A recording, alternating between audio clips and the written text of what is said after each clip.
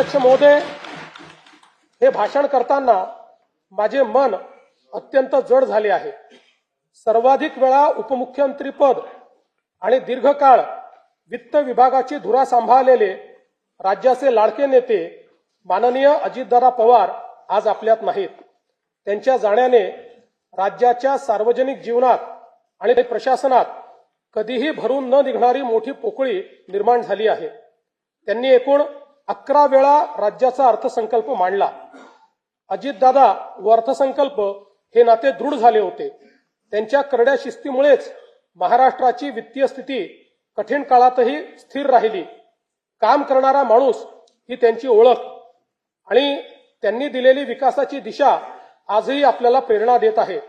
त्यांना श्रद्धांजली म्हणून सर्व मान्यवरांशी चर्चा करून त्यांच्या व्यक्तिमत्वाला साजेसे भव्य स्मारक उभारण्यात येईल।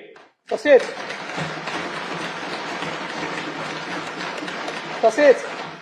त्यांच्या नावे गतिमान नागरी सेवा पुरस्कार देण्यात येईल असे मी जाहीर करतो।